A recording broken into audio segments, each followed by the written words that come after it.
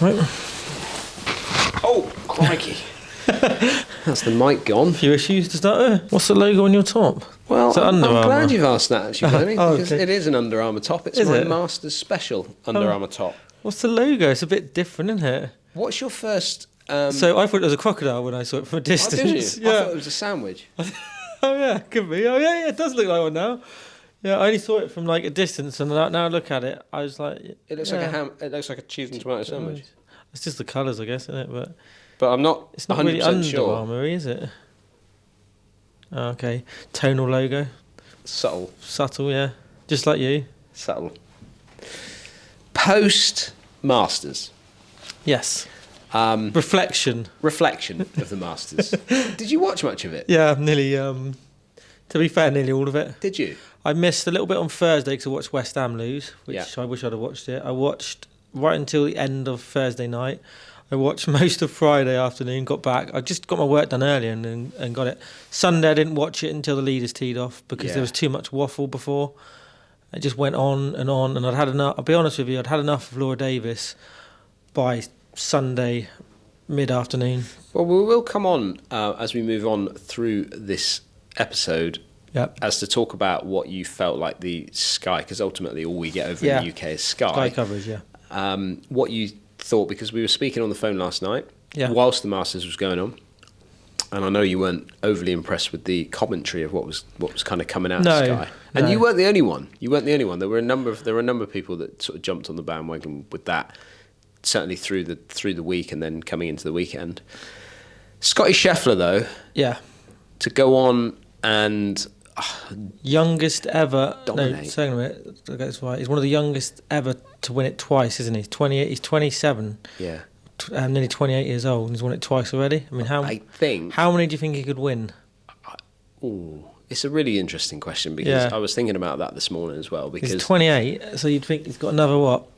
I know, 17, 18 really good attempts. If you look at how the longevity of golfers these days, he's very impressive. It's more like, does he dominate? If he dominates the way he's dominating for the next 10 years, then his majors could be very impressive, couldn't they? Yeah, I mean, he's won 3 times this year already. Do you think he'll be the next person that wins a Grand Slam? Career Grand Slam? Yeah. If I was going to have a bet, I would bet that he's going to do it before Rory does it, if Rory does it. Well, because he only needs one for it, doesn't he? He needs the Masters. So, I mean... Do you know what's against Rory? Pressure, just the fact that it's at the same course every time. I think Rory would have got the Masters done if it was on a rotor. Yeah. Because I think he could have just bounced around a few different golf courses and then got it done. But I think because the more you play Augusta, the more it can build. Play one golf course all the time, you start to hit those pinch points of anxious areas. That's what we do, isn't it? We say about being scar tissue, and playing golf courses and having bad experiences. They play on your mind, don't they? You stood on a particular shot or over a particular...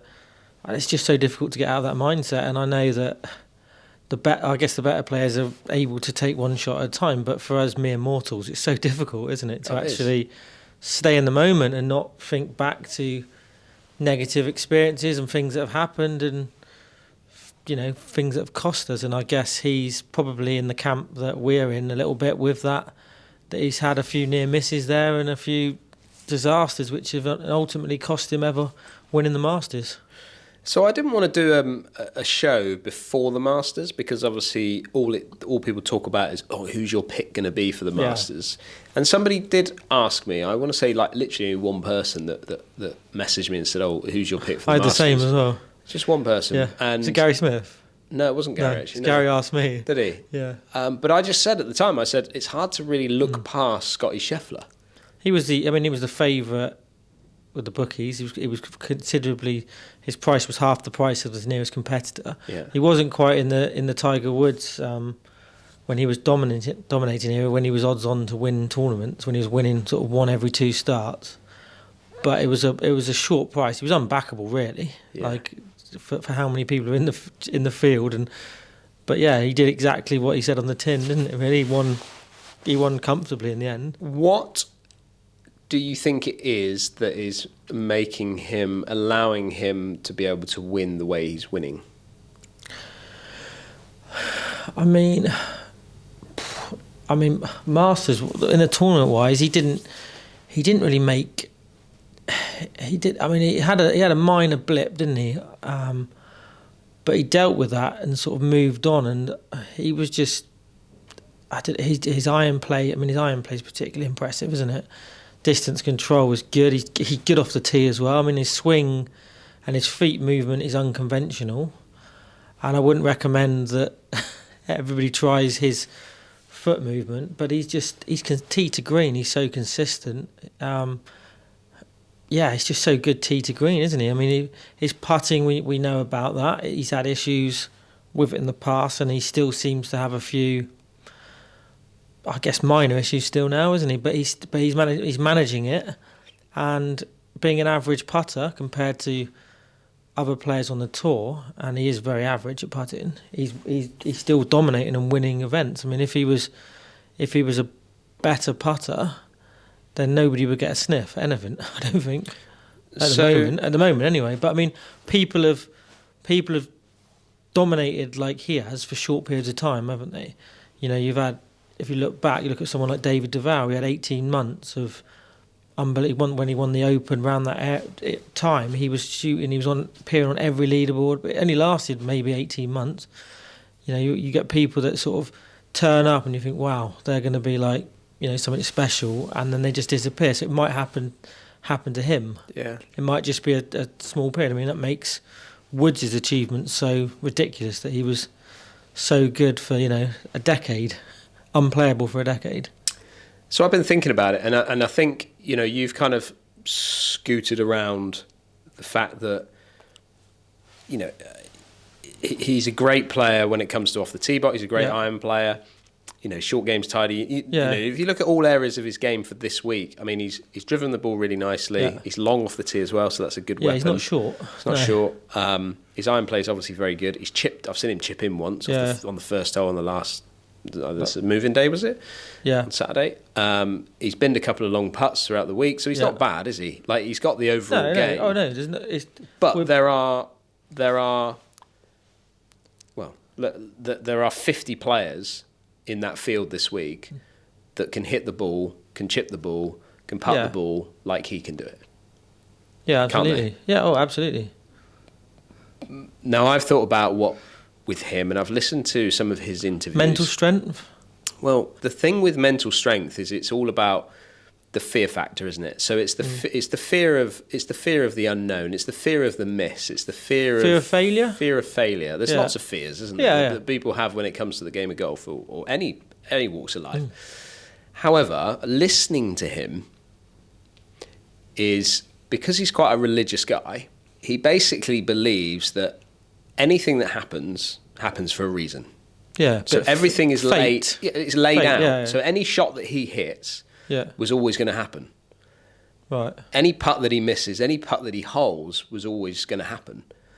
Now, when you stand and don't get me wrong, you can't just learn that. Like, that's not something that, you know, he's grown up with that as something that's been part of his life.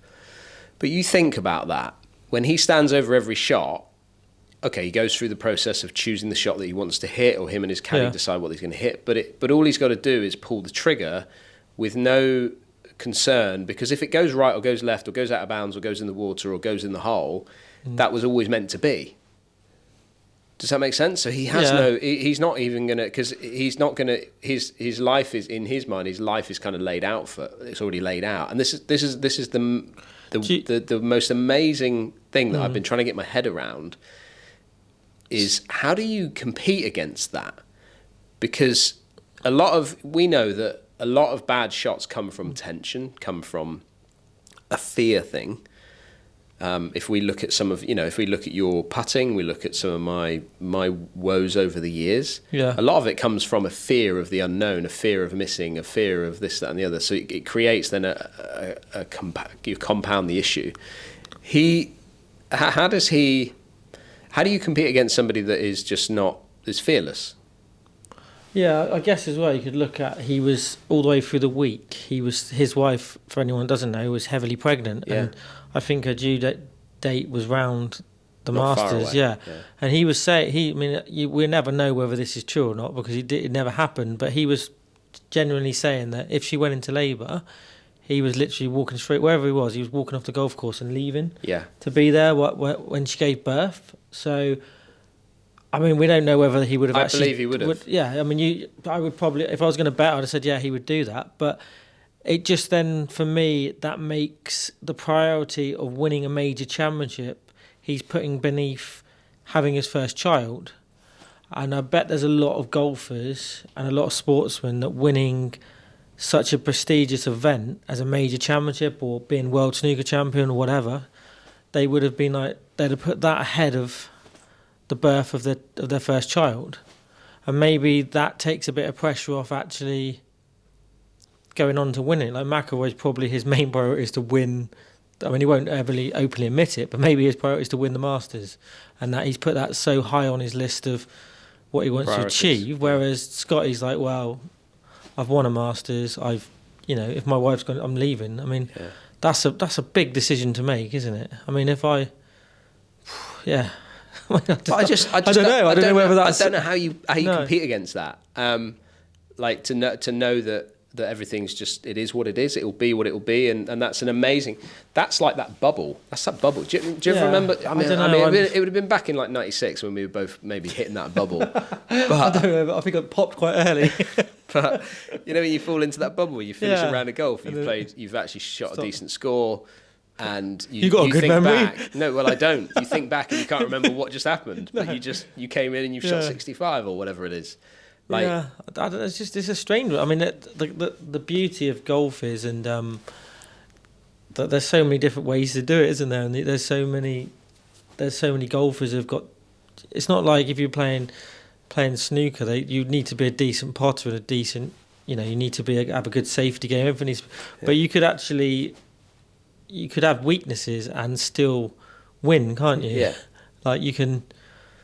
Yeah, and there's loads of different characters who've got different beliefs and different. I mean, Woods was so single-minded, wasn't he? I mean, he wouldn't acknowledge crowds years ago. He was, like you said, in his own bubble. But golf seemed to be his. Well, I mean, you can only look at his social life and his family life. That golf was obviously his main priority, wasn't it? His main focal point in life, and it seems to. He's mellowed now over the years. I guess he's had to, but he would have been your complete opposite to Scottie, wouldn't he? I mean, he was out partying, drinking, women. I'm not going to say anything else because just in case he sues me. But he was doing stuff that you wouldn't associate with a sportsman. He's one end, isn't he? And Scottie's like a family man. He's at home. Golf is a big part of his life, but definitely not seen as a priority. So what about the Masters itself then? So is the Masters, like, you were saying, I was just a bit fed up with it from does the Masters go on too long? As in, like, it's all week. I know we haven't had a major championship for 9 months leading up to it. Does it go on too long? Is it a little bit too much of a Disneyland kind of story? What's your take on it? It's again, it's a tricky one. I mean, I regard the Masters as the start of the golf season. Yeah. Like the build up to it, the Masters over, like the golf season started, like the excitement. But bear in mind it's been raining today. Yeah, I know. And it's been windy, and you were supposed to play, but you didn't bother playing. I couldn't. It was just too wet and horrible. Yeah. And I like the build up. This year I watched more coverage because I knew we were going to do this because I was interested in it. There's a few golfers now that I seem to like. Yeah. Want them to do well. So I watched a lot of the build up from sort of Monday onwards, and I watched a lot of the golf. But some of it is overkill. There's bits of the coverage which I've got absolutely no interest in. There's some of it's very outdated. If I start with the commentators, there's a few of them and a few of the experts that add so much to the coverage, and there's others that I can't see why they're there. They're ticking boxes. Because they're there and they just don't contribute anything of any significance or importance. And a couple of them clearly don't have any interest in golf anymore, or don't know anything about golf. And some of the things they say, don't get me wrong, I'm no expert, but I did teach golf, and I know my way around golf. Some of the things they were saying, absolute rubbish. Like, it was just laughable. And I just felt like maybe they should have just come at some of those people, and I won't name necessarily names, but we all probably know who we're talking about, should have come in for a couple of minutes and gone, not sat there all day spouting a load of rubbish and almost dragging it out to make the programme last 9, 10, 11 hours, rather than it could have probably been condensed into a 5-6 hour programme. That's only my opinion. I mean, there'd be some people that probably love listening to some of the stories from golfers. And no, I love it. I think the Masters is a fantastic event. Is it my number one?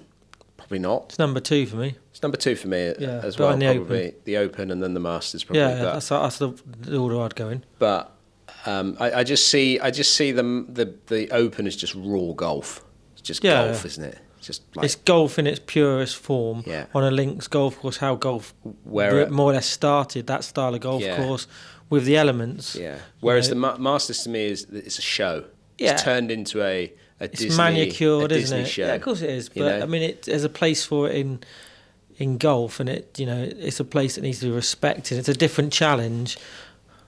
And it was a challenge on the Saturday, wasn't it, with a win? Oh yeah, it was. Yeah, Bryson DeChambeau. Yeah. Thought he was going to sort of come through there and so kind of chase it down. I'm one of those that wasn't a massive fan of his maybe 3-4 years ago, but since he's got a YouTube channel, watched a bit of him. We spent a little bit of time with him at the Open last year, not in his company as such, but we stood on the range with him for a good hour and a half, and he was having a bit of a laugh, and we weren't communicating with directly, but he was looking at us and sort of saying stuff, wasn't he? And saw a more human side to him. And I also stood by the putting green. We're lucky enough that when we had our passes, we could go right up to the putting green. He was putting. He was the last one on the putting green, last one on the driving range. So saw sort of another side to him. And I do like him now. I genuinely he's a bit eccentric, isn't he? Yeah.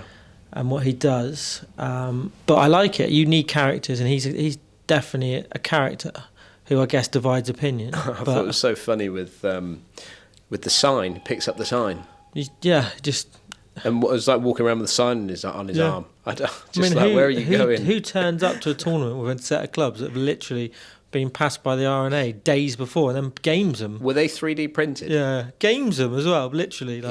Unbelievable. Amazing. But yeah, he got it going, didn't he? First round, and then a couple of mistakes. He held it together well on the Saturday because he pitched in for a birdie, which when he was unravelling to give himself a chance, but just Scottie was too solid, wasn't he? Tiger Woods overkill again for the tournament? Yes and no. Great achievement. 24 breaking cuts. the records most, after doing From that. Freddie, yeah. Beating Freddie's record. Apparently phoned him up to let him know and give him a bit of banter, and it was nice to see him. He was hanging around with the amateur on the range. Yeah. I think the amateur was giving him I forget the No, they were playing together. Yeah, they were playing together. He was giving him a bit of a lesson as well, talking to him and stuff. And right. That was a side of Woods that you wouldn't have seen 5-10 years ago. So it was nice to see, and him acknowledging the crowd, and arguably one or two best golfer in the world out of all time, depending on your opinion.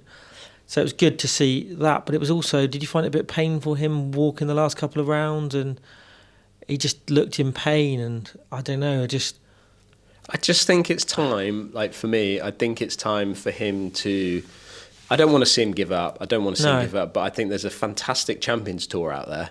Yeah, and he's got a couple of years. He's got a couple of years left. I think it's, he's going to be able to play golf in a buggy. Yeah. I think the focal point should be for that to happen. And don't get me wrong, he's going to come back and play in the Masters, isn't he? And yeah. But I just think it was just all a bit too hyped for my liking. There was a lot of coverage for him. A lot of coverage for him. Too much, I feel. Yeah. I just let him play, and I don't think that because he's not. When I think about Tiger, and the one thing that really sort of pushed me towards enjoying watching him play was that you kind of, he was very jumpy around still, though, wasn't he? You know, he would fist pump a lot of putts. He would, you know, he would hit the wild shot, but then he would recover the shot, just similar to Seve in many ways, and even Bryson to now to some point. But he just seems to me like it's just a robot playing golf now. There's no real emotion that he shows massively on the golf course anymore. It's like he's trying to hold this position as the elder statesman. I guess it'd be if he was up there competing, you might see some of those traits again. Possibly. But I mean, on the Friday, obviously played 23 holes. Yeah. His ball striking and the way he played that golf course was phenomenal. Like just the control and the shot making, it was basically classic Woods. Yeah. Like if any youngsters who watch this, I don't know, we probably don't get many that watch it, but anybody who never saw prime Woods, like literally go and watch. Probably go back and watch Friday, go and watch Friday's golf because it was. And if you haven't seen much of it, like go and watch it. It was phenomenal. Yeah. Like honestly, it was vintage Woods for those 20 odd holes. I'm sure you can go on YouTube and just watch him play that golf course. The control and the way he played around that golf course and the way he positioned his ball around there. It was a delight. Honestly, we shouldn't talk too much about Woodsy because we don't get many views when we talk about Woodsy. What about Jose? Yeah, 58 years old. Well, Vijay Singh as well. Yeah. Vijay Singh, Jose Maria Olazabal, both making the cut. Well, Jose doesn't even play. It's the only tournament he plays the last couple of years. No. Does he not play seniors tour anymore? He does, no. In European as far as I'm stuff? aware, he's more or less retired, but he rocks up every year in the Masters and he made the cut. So good. Which is... Yeah, like and I think Vijay shot level par on the last day, or he still looks fit though, doesn't he? Like he does still work out a lot. Still beats lots of balls. Like he's a workaholic because he was always renowned in his Bernard Langer. Yeah, he was renowned, wasn't he, in his tour days on main tour of hitting thousands of balls. But the guy still look. I mean, he sort of defies age, doesn't he? Like he just. I bet his body age is way lower than his actual physical age, but it's good to see, isn't it? And I guess that's going back to the Masters. That's one of the beauties of this event. That it's not necessarily you don't necessarily need to be a bomber to make cuts and score around there, do you? You do need a bit of a bit of mental strength and a few other attributes rather than just whacking your driver as hard as you can. Talking about mental strength and whacking the driver as hard as you can. What you got going on this week? Got anything vlog-wise coming out? I've got 2 videos out this week. I've got hot news. Yeah, some breaking news that'll be out before this video. Right. So that'll be on the channel, and then at the end of the week, I'm building a set of irons that I'm going to potentially use for 2024. So anybody who's interested in club building there's a lot of people out there, Benny. Or how you do that, then. If you want to see how I do it, which is different to some people would suggest or how people would recommend, but it might be interesting to a few people yourself. Note to oneself and note to you. Yeah.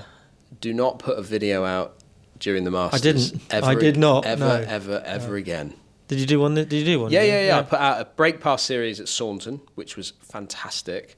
That was Wednesday, wasn't it? Monday, Wednesday? Monday, Wednesday, Friday. Oh, I can only see Monday, Wednesday. Well, that's probably just summed up there. I've not seen Friday yet. Yeah, dies on a Friday. The comments that we had, myself, my brother and Joe the Pro, the comments we had were fantastic. But it just bombed. And I had our French Sunday show ready to go out Sunday. And I was like, I'm not putting it out. Don't put it out. Because it's a bit of a timeless Sunday show in the fact that it's not really talking about anything current. No. I could be able to put that out a week, so I'm going to put that out next week. I've got a couple of extra bits that I'm going to add to it, but and then so great pass series, which if people haven't checked that out, make sure you check that out because it was. I watched the first 2 parts, but I didn't even read it. To be honest, because of the like you said, the Masters, you just forget about it. Don't you? You're busy watching the Masters, so do not.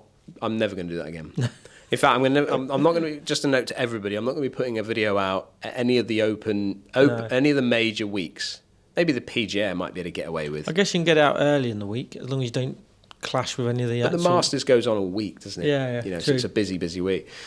But I'm hoping this week that I want to get out. I don't want to talk about what we're actually going to film, but I want to get out with you, Joe the Pro, you 3 of us. Yeah. Here at Churston, I've got a bit of an idea, which I think will just be a bit of fun for us. Yeah. But ultimately, it'll be fun for somebody else as well to be involved with the commentary side. I know the idea, and I think it'd be very good. I think it'd be fun. Yeah. I think it'd be fun. So that's the plan. So that's my plan for the week. We didn't even speak about my favourite Swedish golfer. Annika Sorenstam? No. Hendriksen. No. Jaakko Sandlin. No. I liked him though. He was good. Jesper Parnevik. No, we missed out on him. Ulrich Johansson. He was good as well. There's some good ones, aren't there? Yeah.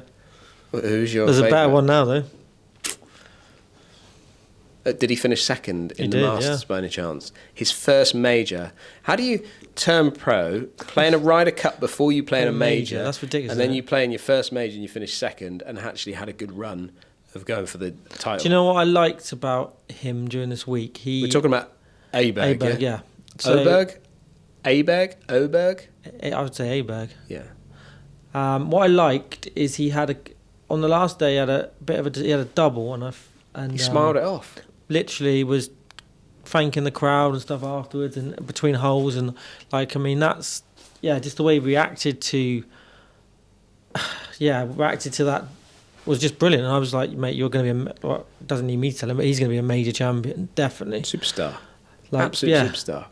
And I think there's a lot of tour players saying the same thing. A lot of very good. It was funny how he's been so loved already. Even the Americans think he's brilliant. And then what the treatment of Zach Johnson as well. Oh, what happened there? That was shocking. Yeah. So he was getting stick all week. There was like a few little comments which I picked up when I was watching, and obviously they mentioned it. But he basically missed a putt, and they also quite a few in the crowd were cheering it, which I presume was I wouldn't have thought. Would you think it was Americans doing it? Yeah. It was probably to do with the Ryder Cup. So he told him to do one basically, and had a little bit of a row with a few of them. Wow. And there was just a few. It was a bit unsavoury, really. He didn't react well to it, but they shouldn't have.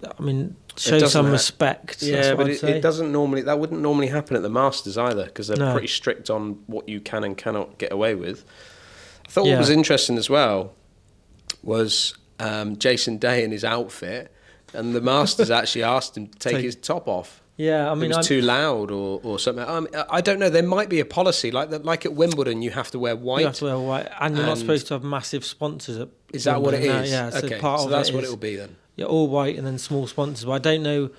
I didn't think there was a dress code at the Masters, but obviously there must be. But I know I'm all for like new brands coming to golf and making it a little bit cooler, I guess. But you couldn't pay me to wear that top he was wearing, or those trousers. Like they were literally. In some ways, if you think about it from a sponsorship point of view, it's brought attention to it, hasn't it? It's brought attention to the fact that he's been asked to take it off. Therefore, everyone wants to know, well, what was the top he was wearing? Yeah, of course it does. Yeah, it brings the brand to the forefront. There. But it was just, I don't know. Great marketing opportunity. I just felt like if the wind had got up on Saturday, he could have ended up in across the Atlantic. Blown away. Yeah, it looked like a kite. He had his trousers. They were just too tight. They were just too baggy for me. Well, all in all, Bernie, I think it was a very good Masters. I think the golf course was challenging enough for them. The scoring didn't go stupid. No. There was a number of very good players in the hunt coming into the back nine of the championship, which is what you want. You don't really want the course was fair, I thought. So scoring was all right. And one day, you and I may have an opportunity. Well, I'm not sure about you. We'll have to swim across. But we may have an opportunity to go and play it one day. Yeah. So if you are watching and you're a member of Augusta, feel free to send us the invite. I'll even get on a boat and travel 3 weeks to go and play it. Yeah. I'll probably see you over there. But meet you over there. See you over there, yeah. Be a hell of a boat trip, wouldn't it? Yeah, what a trip that would be. What a trip that would be. Well, on that note, thanks for watching, everybody, and we'll see you again for the next episode.